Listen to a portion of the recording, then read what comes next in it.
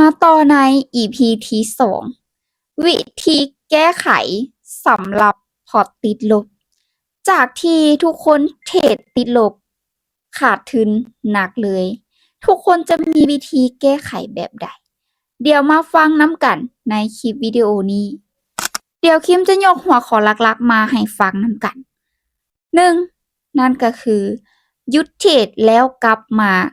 ศึกษาบทเรียนจริงๆจังๆแล้วก็กลับมาทบทวนกับตัวเองคืนใหม่ 2. กลับมาวางแผนการตลาดใหม่ วางแผนการเทรดใหม่บ่ว่าจะเป็นการเงิน การเข้าตลาด เวลา วินัย อารมณ์ จะรวบรวมอยู่นำกันนี้เบิด 3. กลับมาศึกษาตลาดแบบจริงๆจังๆ เทคนิคนี้เหมาะสมแก่การนำใช้บ่ ตลาดมีจักเทรนด์ เป็นเทรนด์แบบใด จุดใดสามารถหาเงินได้ จุดใดที่บ่สามารถหาเงินได้ ถ้าว่าจุดใดที่เสี่ยงก็บ่ควรเข้า จุดใดที่ว่าเป็นตาเข้าจั่งเข้า อันนี้คือวิธีแก้ไข แล้วอันสุดท้ายนั่นก็คือวินัย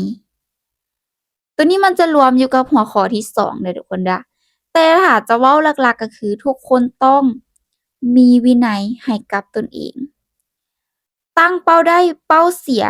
ให้ชัดเจน บ่ต้องโอเวอร์เทรดเกินไป ตั้ง Stop Loss ไว้ทุกๆครั้งก่อนที่จะเข้าตลาด ถ้าทุกคนเฮ็ดได้ภายใน4ข้อนี้บ่ว่าทุกคนจะติดลบหนักปานใดก็ตาม ทุกคนจะกลับมาแก้ไขได้ เพียงแต่ว่าอาจจะใช้เวลาแหน่บ่แม่นว่าติดลบ 1,000 หรือว่าติดลบ 2,000 ก็ถือว่าหนักสำหรับทุกคนแล้ว จะให้กลับมาแก้พอร์ตติดลบภายในมื้อเดียวหรือว่าภายใน 2-3 มื้อมันเป็นไปบ่ได้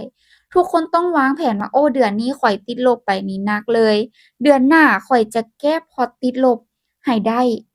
แล้วจะค่อยเก็บกำไรไปเทื่อละน้อย อันนี้คือการวางแผนที่ดี และตอบโจทย์สำหรับหลายๆคน คิมก็เป็นอีกคนหนึ่งที่เคยติดลบหนักมาก่อน จนท้อกับชีวิตเลยบ่ฮู้ว่าจะเอาจั่งใดต่อ เพราะเป็นการลงทุนที่หลายแรง เป็นการลงทุนที่หลาย แต่ก็เอา4หัวข้อนี้แหละทุกคนกลับมาปรับเปลี่ยนพิจารณาเบิ่งตัวเองคืนใหม่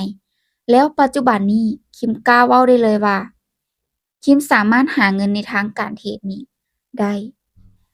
ถ้าทุกคนเฮ็ดได้นะทุกคน คิมบอกเลย การหาเงินในทางการเทรดบ่ว่าจะเป็น Crypto Binary หรือการเทรดระยะยาวก็ตาม มันจะตอบโจทย์สำหรับ